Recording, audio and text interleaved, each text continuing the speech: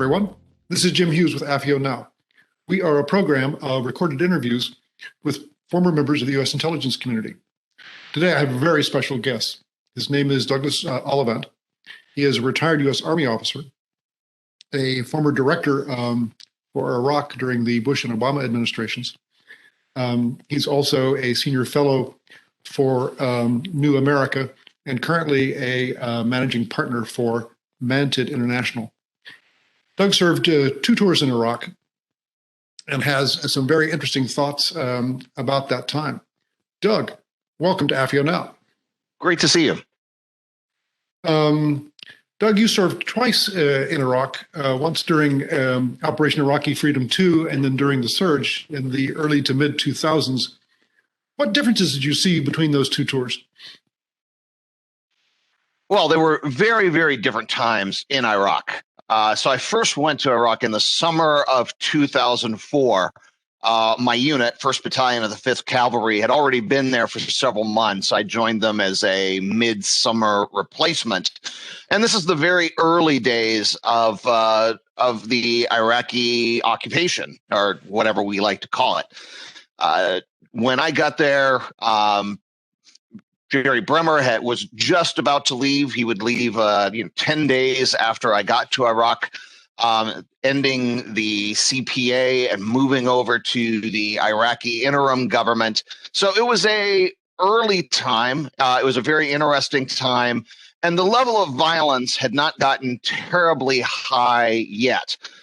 You had earlier that year, in April of 2004, a few battles in East Baghdad, one of them very notably captured in Martha Raditz's Coming Home book and television series, and some in Najaf. But in general, the level of violence in Iraq was still relatively low. And not only was the level of violence low, but the ability of the insurgents, the technical capacity of the Iraqi insurgents, both Shia and Sunni, had not yet reached a very high level. They were still learning how to be insurgents. So there were IEDs out there, but they weren't very impressive. They didn't, they weren't very sophisticated. They were relatively easy to find. Which again is not to say that we didn't stumble onto them, because our level of capacity wasn't particularly high yet either. We were also learning how to work in this type of situation. And I guess that's an interesting point to think about, is both sides kind of come to the early stages of conflict as you are. You are going to war, as Secretary Rumsfeld famously said, with the army you have. But the insurgency is also working with the insurgents they have, which in the early stages aren't terribly competent yet.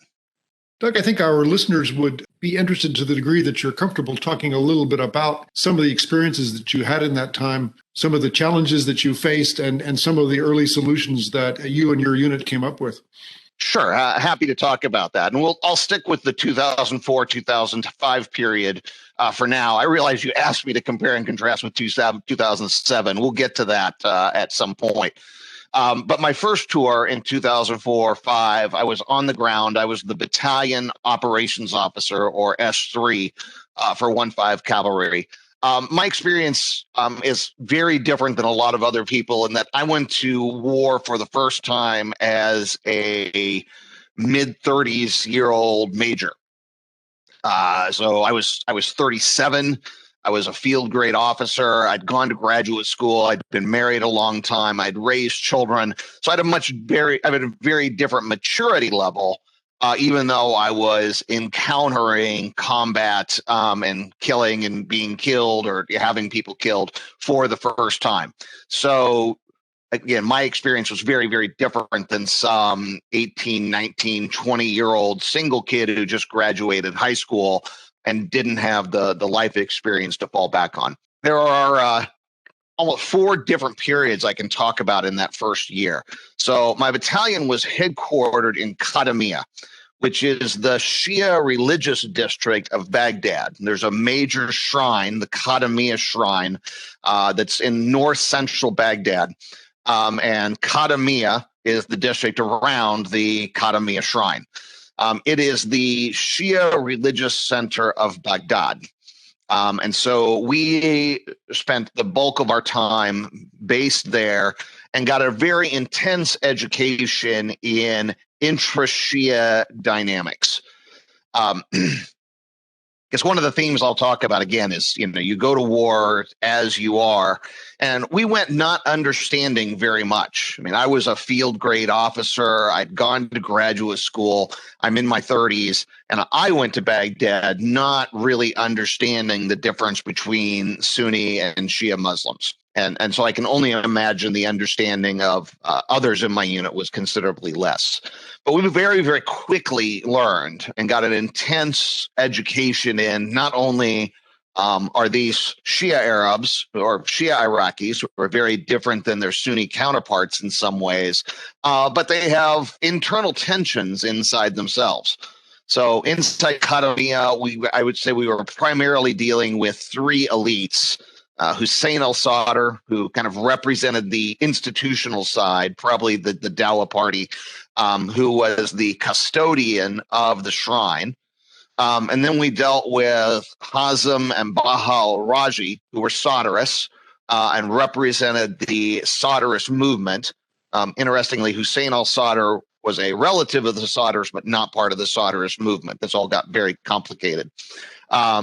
And a cleric named Jalaluddin al-Sagir, who was part of Iski or Skiri and the Badr Corps, and ran a mosque called the Barotha Mosque, a major mosque just outside Qadamiyya.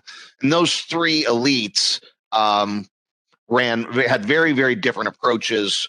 One was very institutional. The Sadrists represented the Shia lower classes, the very, very poor of Baghdad.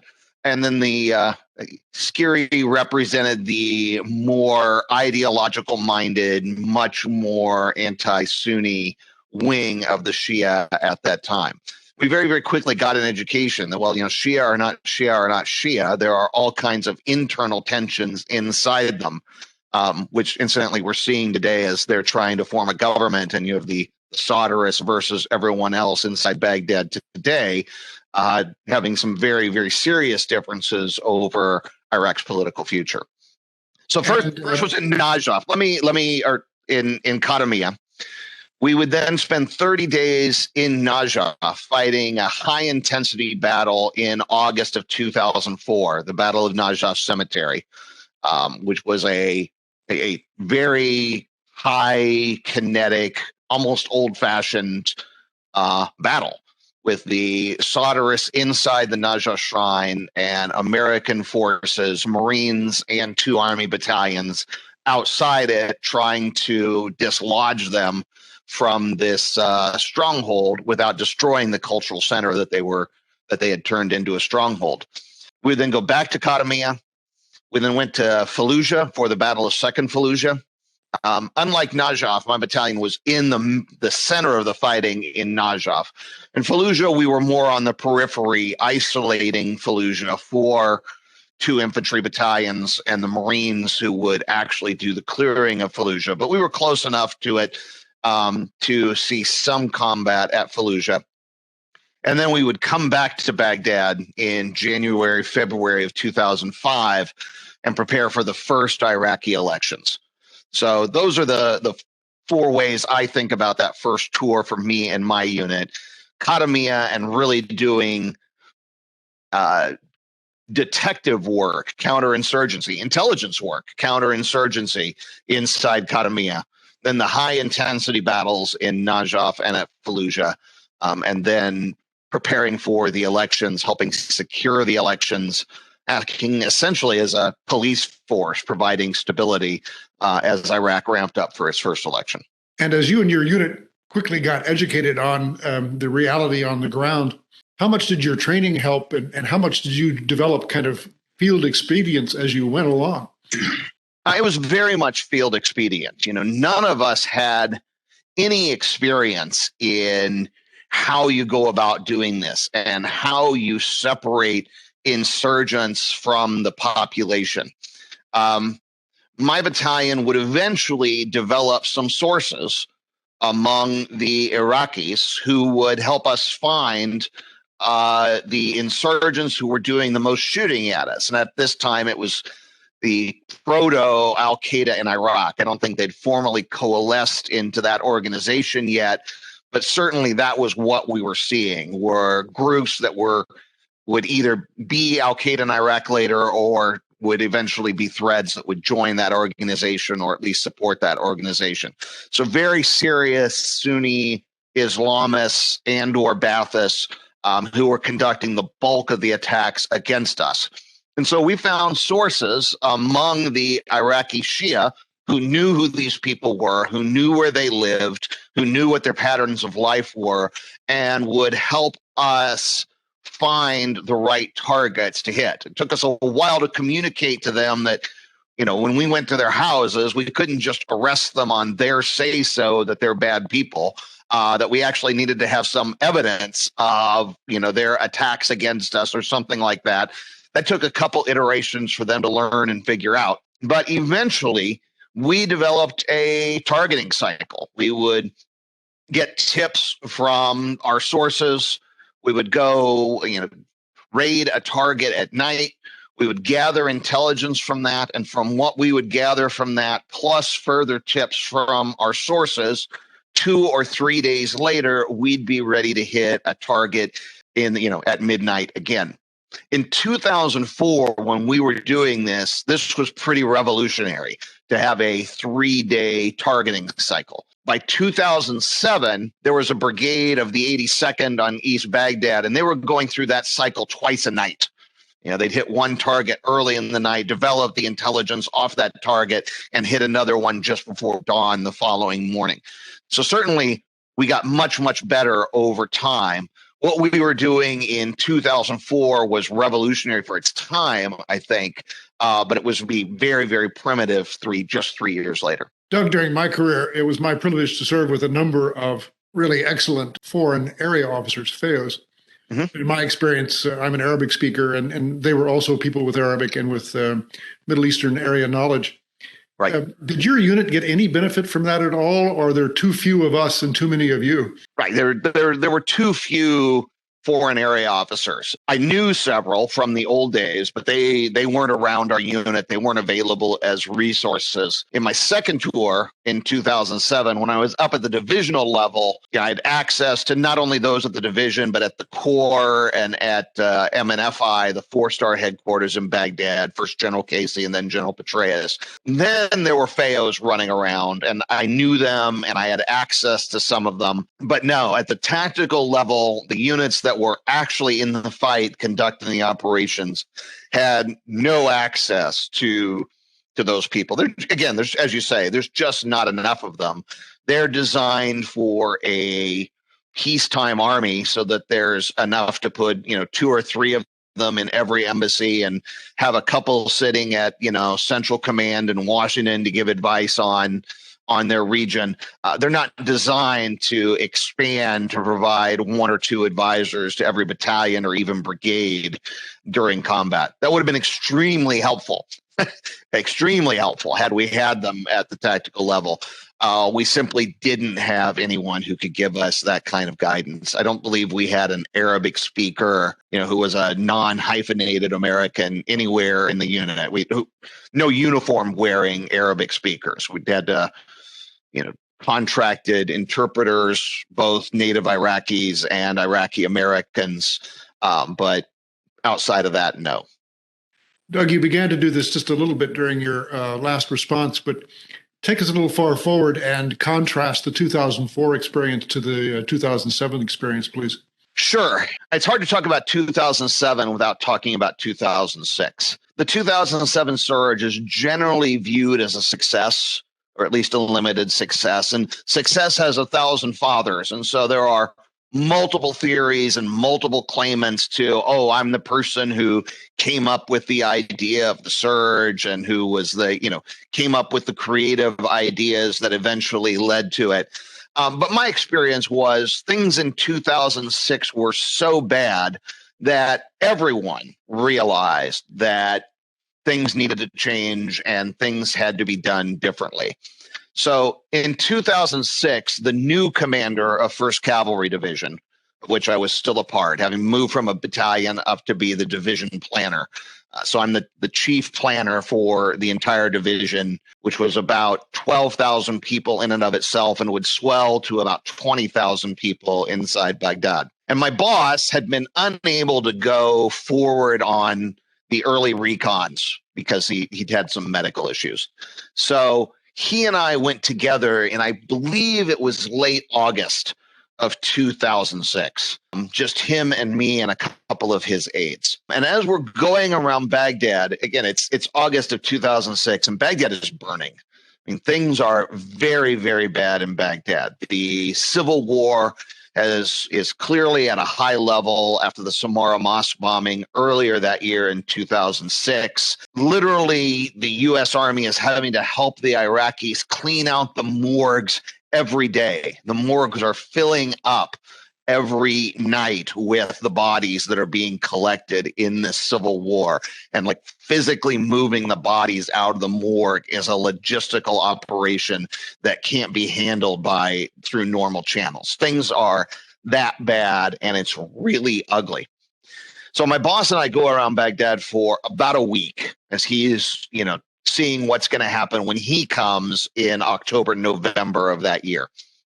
He would take over in November. We get back to the States, to our base in Texas, and I don't hear from him for 3 or 4 days. And he had not said very much as we were going around looking at everything either. Eventually, he comes down to the vault, the classified vault that I worked in, and he looks at me and he's like, I don't know what we're going to do in Baghdad. He's like, I do know we're not going to do what they're doing now because it's not working. And Joe Phil is nowhere mentioned in any history book as one of the great, intellectual forebearers of the surge. He's not mentioned with Petraeus or Odierno or Jack Keane or the Kagans or Megan O'Sullivan or Brett McGurk or all the other claimants for, we're the one who kind of had the original idea for this. But even to him, it was blatantly obvious. And so I think it was obvious to the entire army and everyone involved with the occupation that this is not working and something needs to be done differently. Now, there was a lot of argument over what the differently meant. Obviously, you had the Baker-Hamilton report came out about that time, which had its own number of suggestions. And of course, there was a very powerful movement to simply withdraw from Iraq and declare failure and just leave it be. But everyone agreed that what we were doing had not been working, that Iraq was out of control, that the civil war was burning, and therefore a new approach is required. And then once you arrived with the unit in November, what kinds of things changed? What did you do differently? I mean, a number of things changed. We changed our approach in a number of very, very important ways. Now, I want to caveat that I don't think that it's what we did that was the most important thing that led to changes in 2007. I think primarily what happened is an Iraqi story, and we can get to that later. But in terms of what we did differently, because I think that did help on the margins. Our approach had been unhelpful. We changed to an approach that was more helpful. And what we did was we got more soldiers into theater, and we pushed them off the bases and out into the streets, essentially. We built small bases for American soldiers on the front lines of the Civil War, essentially putting them between the combating sides and allowing them to tamp down the violence in their areas simply by being there. This did lead to higher casualties. In 2007, January to about June or July, the trend line is just nothing but up, as this is an obvious consequence of, you put people out on the streets and more of them are going to get killed. They're out there doing their job, and that's a lamentable, predictable outcome. So that was the first thing we did. The second thing we did was use concrete. Tell people that, what we learned was that keeping peace, at least in the particular case of Baghdad required concrete. And we used concrete in three ways. We used concrete to protect the Shia in their markets and around their mosques, because the Shia Iraqis, the Shia Arabs, were dying from mass car bombs, mostly car bombs, suicide vests, and so on. So we put walls around the areas where they congregated so that car bombs couldn't get in. And this did serve to protect the Shia population. And that then helped lower the temperature. You know, when your particular ethno-sectarian group is dying 50 at a time because your enemy is driving car bombs in, well, that certainly raises the temperature and makes the conflict much more powerful. That's the first thing we did. Then to protect the Sunnis, we put concrete around their neighborhoods.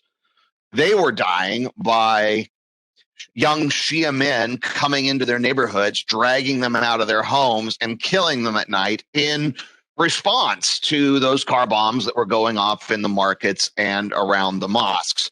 So we blocked off those neighborhoods so that the people in that neighborhood could control entry into the neighborhood. You could no longer infiltrate through just any alleyway from any direction. There was one gate in and out. We ironically called these, gated neighborhoods. They weren't nice like our gated neighborhoods, but having one way in or out and manned by guards who know exactly who belongs in that neighborhood and who does not, then enabled them to sleep safely at night and not have to worry about being dragged out of their beds in the middle of the night and executed. And then thirdly, to protect us, the Americans, we put concrete down the sides of the roads. By this time, the biggest threat to the American forces was the EFP, the form penetrator that Iranians or Iranian-aligned groups had pushed into Iraq that was able to penetrate the sides of everything we were driving, up to and including M1 tanks. So by putting concrete down the sides of the roads, we denied insurgents the ability to put out those form penetrators that were killing us en masse. So those are the three ways we use concrete: to protect the Shia civilians, to protect the Sunni civilians, to protect ourselves, all of which was about just lowering the temperature and trying to get back to something that resembled normality in Baghdad in 2007. Doug, earlier you said that a lot of the success in the surge was also due to things that the Iraqis did. What was it that they did that made such a dramatic difference?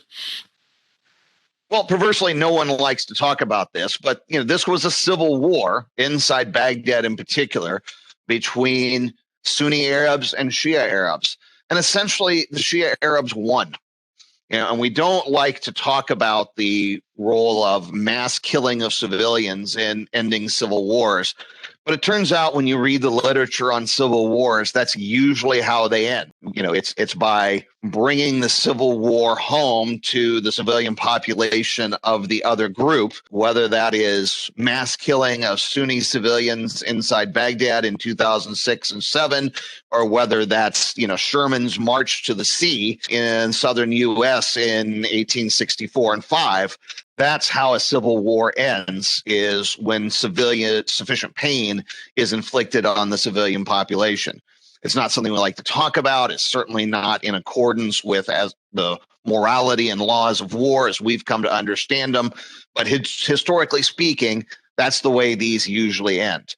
And I think it's a stubborn truth that while certainly the things that we were doing helped, the bottom line is the Sunni Arabs inside Baghdad and in Fallujah realized the situation they were in and essentially sued for peace, mostly by aligning themselves with us in a way that allowed them to seek a better peace. So then, fast forwarding a bit, during the Bush and the Obama administration, you served as the director for Iraq on the NSC. Yes. Give our viewers some perspective on how that affected your view of that situation. That's a great question. I mean, to see the war from the White House is, of course, an extremely different and extremely privileged view of exactly how this looks. You're instantly catapulted into the very political, senior political level of the war. Certainly at the Bush White House, and I was there I went to the White House in March of 2008. So I was there for the last 10 months of the Bush administration. And President Bush, for all his faults, was extremely focused on the Iraq War.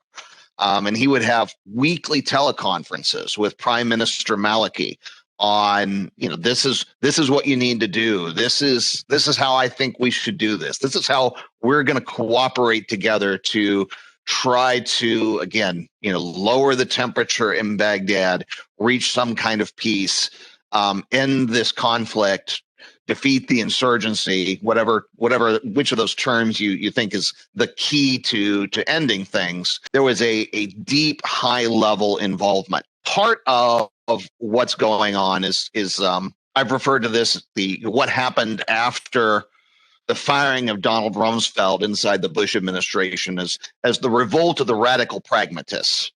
You have Bob Gates, who replaces Rumsfeld at defense, who's obviously seen as a very moderate figure. And you have coming to the White House, Doug Lute, who at the time was a 3-star general who became the war czar. We're told apocryphally that about 6 or 7 other people turned that job down before he took it. But eventually you have a war czar there who's running the wars in Iraq and Afghanistan for President Bush at a very senior level. And I worked directly for Doug Lute during that period as part of his team. What perspectives did you gain from that vantage point? How did the situation in Iraq look to you that was different from your on the ground experiences? I think what I learned from that is that you get different truths from different perspectives. There were ways in which, obviously, again, the White House is a very privileged position. You can reach out to everyone. You have access to all the intelligence from everywhere. And at one level, you see the war really, really clearly, just because you have all the information. At the same time, you're an ocean away from the war. And so you don't have any touch or feel what's happening because it's thousands of miles away. And so at some level, you're also disconnected in a way that doesn't give you a privileged position, that puts you several filters away from ground truth and what's really happening. Doug Lute tried to solve that by hiring a lot of people who were fresh back from Iraq, who had just been there, who have who are very cognizant of what's really happening, who have connections to get ground truth. But you do suffer from that. So it's each position, whether you're on the ground at a very tactical level or in Baghdad at a kind of an operational level, sitting in the headquarters in the Green Zone or at Baghdad Airport, or whether you're at the White House, in each case you have access to really different types of information. And it gives you a different touch and feel of the war. And it's not that one position is better or worse. It's that they're very different. And you get just a different feel for what the war means and how it feels. And I consider myself really privileged to have experienced, 3 very, very different viewpoints of the same war, having fought in Baghdad on the streets and in Najaf and in Fallujah, and then having planned from the divisional headquarters inside Iraq, being there, but not on the street. And then having seen the war from the White House, you get from those 3 viewpoints, although not simultaneous, I think I have a very good feel for what was going on in the war, just because each of those viewpoints is so very different and lets you experience the war differently. And so now fast forward, it's 19 years later. What lessons learned would you draw? Well, the obvious first lesson is don't do this unless you absolutely have to. The second lesson that I think it's kind of, I was just tweeting about this, that the Taliban is perversely learning in Afghanistan right now is Overthrowing a government is the easy part. Putting yourself in power, throwing someone out of power, while that's what you're focused on when you're not the person in power, that's really the easy part. It's actually being in charge and making a society work, whether you're the occupying power or the new government. That's the really hard part. And I don't think we appreciated that. In fact, I'm confident we did not appreciate that in either Iraq or Afghanistan. That actually, getting to Baghdad and pulling down the statue, that just gets you to the start line of the race. That's where things begin, not where things end. And I think for way too many of us, inside governments, inside the society, inside the military, maybe even inside the intelligence community, we were focused on, let's get rid of the Ba'athist government in Iraq, and then that other stuff will work itself out afterwards. Yes, there were visionaries in all those communities I just named who realized that it was not that simple. But I think the mainstream view, I think from all those institutions, was let's get rid of the Ba'ath government and then this will work itself out. And it turns out that's just not the case. That's the hard part, and that's where the work really starts. And I hope that's a lesson that we learn each time we're talking about regime change, whether it's Iraq or Afghanistan or the ones we talk about now, Iran, Cuba, Venezuela, we could go on. Turns out setting things up after the regime is gone is really the hard part. I mean, clearly this is a collective responsibility for a number of institutions in government, not just the U.S. military. Right.